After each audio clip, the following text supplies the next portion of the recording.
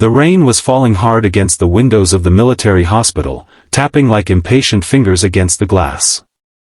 Inside the emergency wing, fluorescent lights flickered over the smell of antiseptic and tension. On a steel gurney in the center of the trauma bay lay a man who had survived more battles than most soldiers would ever see. But tonight, the strongest Marine in the building was refusing the very thing that might save his life. The Marine commander's face was pale, his breathing uneven, yet his eyes burned with stubborn fire. Even as the doctors rushed around him, preparing equipment and whispering urgent updates, he refused to let anyone touch him. His jaw tightened each time someone stepped closer, and his voice, though weakened by blood loss, carried the unmistakable authority of a battlefield leader. He didn't want help. He didn't trust the people trying to save him. And the one person standing quietly near the doorway was about to change everything. But before we continue this powerful story, take a moment to support the channel.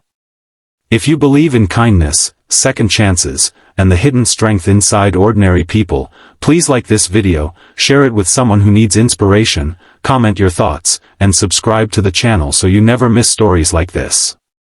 Because sometimes, the smallest moment can change a life forever. The injured man on the gurney was Commander Daniel Hayes, a Marine officer known across multiple units for his fearless leadership in combat zones around the world. For nearly 20 years he had led missions where the margin between survival and death was measured in seconds. He had carried wounded soldiers through gunfire, refused evacuation after injuries, and inspired entire platoons with a single command. But the mission that brought him here had gone terribly wrong. 3 hours earlier, a transport convoy had been caught in a violent roadside explosion during a training exercise that had unexpectedly turned into chaos. Debris flew, vehicles overturned, and in the confusion Commander Hayes had been thrown against the steel frame of the armored truck he was riding in. The impact had shattered 2 ribs and caused internal bleeding. Yet even after the blast, he had refused evacuation until every soldier under his command was accounted for. By the time he was finally brought to the hospital, his condition had worsened. Now doctors were racing against time. But Commander Hayes had a problem that had nothing to do with broken bones or blood loss. He didn't trust the medical team. Years of battlefield losses had carved deep scars in his mind. He had seen wounded Marines placed on tables just like this and never wake up again. In his mind, surrendering control to strangers felt more dangerous than the battlefield itself. So every time a nurse approached, he pulled away. Every time a doctor tried to begin treatment, he refused. The medical team grew increasingly frustrated. They knew the clock was ticking. Without treatment, the bleeding inside his chest could become fatal. "Commander, you need to cooperate," one of the surgeons said firmly. But Hayes only turned his head away, his voice low and unmovable. He had trusted people before. And too many times, that trust had ended in loss. Near the edge of the room stood a nurse who had remained silent the entire time. Her name was Sarah Mitchell. She was new to the hospital, transferred only 2 weeks earlier from another military facility. Most of the staff barely knew her yet. She was quiet, focused, and rarely spoke unless necessary. But as she watched the stubborn commander refusing treatment, something in her expression shifted. Not frustration. Recognition. Sarah slowly stepped forward. The other doctors barely noticed at first, but the moment she approached the gurney, Commander Hayes turned his head toward her. His eyes narrowed. He expected another lecture. Another demand. Instead, Sarah simply stood beside him, studying the hardened lines of his face.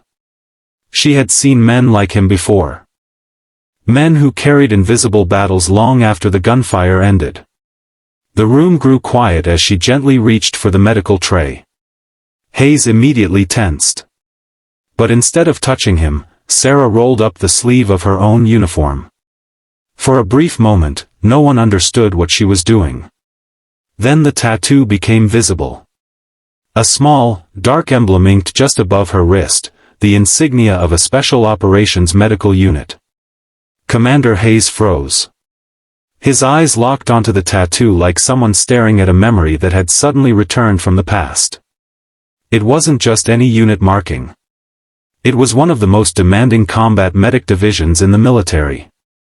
A unit that didn't work in hospitals. A unit that worked on battlefields. Sarah didn't say a word. She simply held her arm where he could see it. And something inside the commander's expression changed. Not fear. Not anger. Recognition. The room remained silent as the realization slowly settled in his mind. This wasn't just a nurse. This was someone who had been where he had been. Someone who understood the chaos of explosions, the pressure of gunfire, and the impossible choices that soldiers sometimes had to make. For the first time since arriving in the trauma room, Commander Hayes relaxed his grip on the side of the gurney. His breathing slowed. The tension in his shoulders softened. He wasn't looking at a hospital nurse anymore. He was looking at a fellow warrior. Sarah finally spoke, not loudly, not forcefully, but with the calm confidence of someone who had faced far worse than a stubborn patient. She told him she knew what it felt like to lose people on a mission. She knew the weight that followed soldiers long after the battlefield faded into memory. And she knew why he didn't want to trust the people around him. But she also told him something else. Sometimes strength wasn't about refusing help. Sometimes strength meant surviving long enough to lead again. The commander stared at the ceiling for a long moment. Images from years of missions flickered through his mind, soldiers who had depended on him, teams that trusted him to make the right call when everything was falling apart. If he refused treatment now, he would be abandoning the same responsibility he had always carried. Finally, slowly, Commander Hayes nodded. It was a small movement. But for the medical team, it felt like a door opening.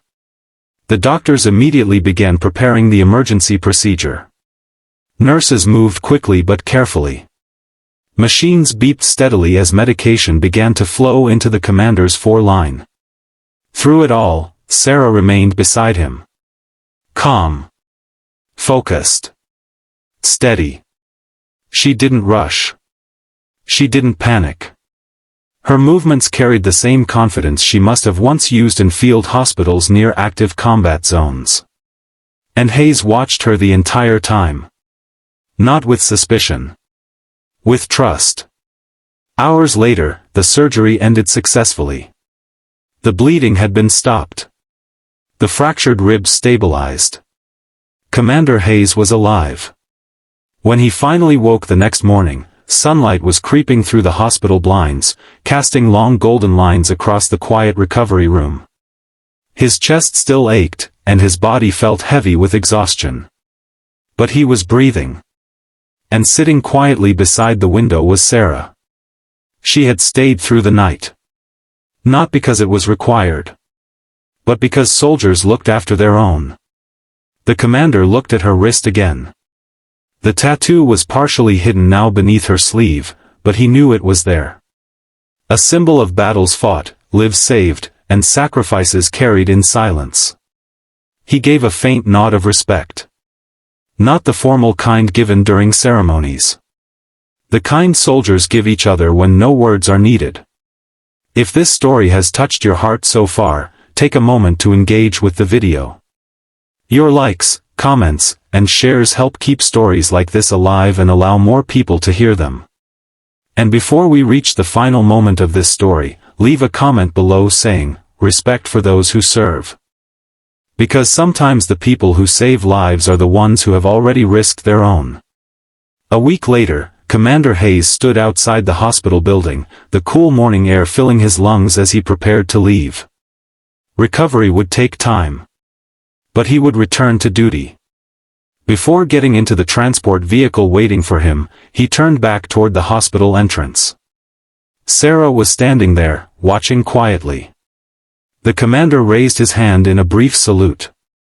She didn't return a formal salute. Instead, she simply nodded. Warriors didn't need ceremony. They understood each other in silence. And sometimes, the strongest soldier in the room wasn't the one who refused help. It was the one who knew when to accept it. If this story moved you, inspired you, or reminded you of the power of trust and second chances, please like the video, share it with someone who believes in courage, and subscribe to the channel for more emotional and powerful stories like this. Because somewhere out there, someone is still fighting a battle we cannot see. And sometimes, all it takes to save them, is someone who understands the war they carry inside.